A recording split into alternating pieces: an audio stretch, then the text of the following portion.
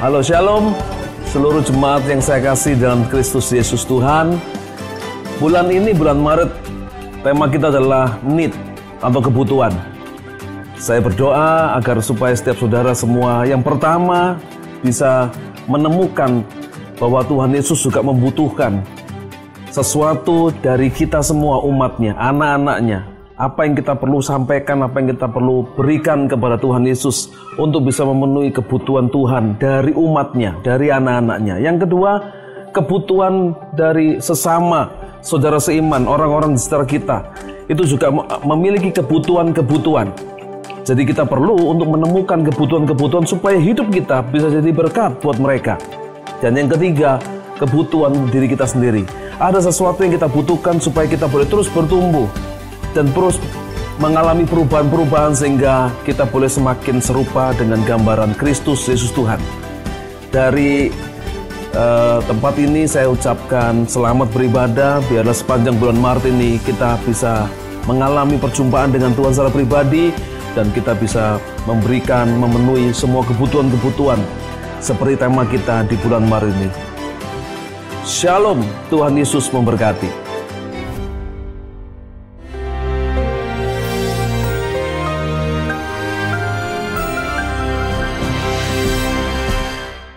Shalom warga kerajaan, masih berbicara tentang God's protection. Karena salah satu kebutuhan kita adalah diterima, dikasih, dilindungi. Suami punya tugas 3P. Pertama adalah provisi, penyediaan. Kalau dia pengacara, maksudnya pengangguran banyak acara, eliminasi calonmu. Oke? Yang kedua, proteksi. Dia bisa melindungi engkau. Dia bisa melindungi engkau juga secara psikologis. Kalau diserang oleh mertua, maka suamimu akan melindungi. Yang ketiga adalah promosi.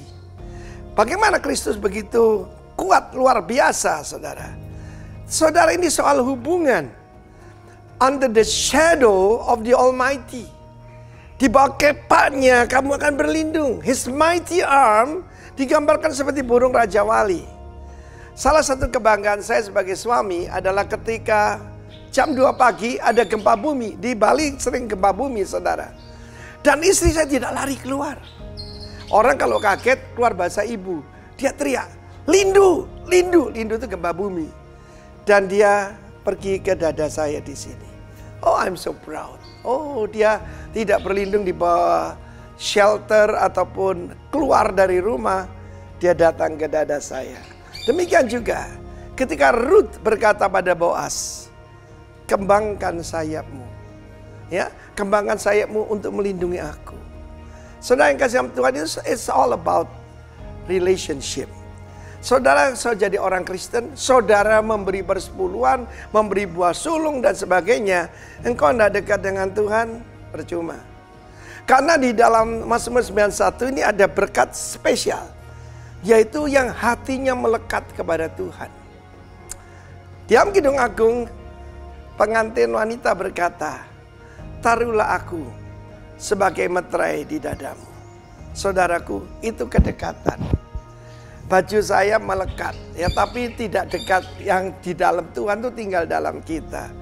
As a father, sebagai bapak atau seperti ibu yang melindungi anak-anaknya. Kita sering mendengar ketika Yellowstone Park itu terbakar habis, ditemukan ada burung yang terbakar hangus, tapi anak-anaknya selamat.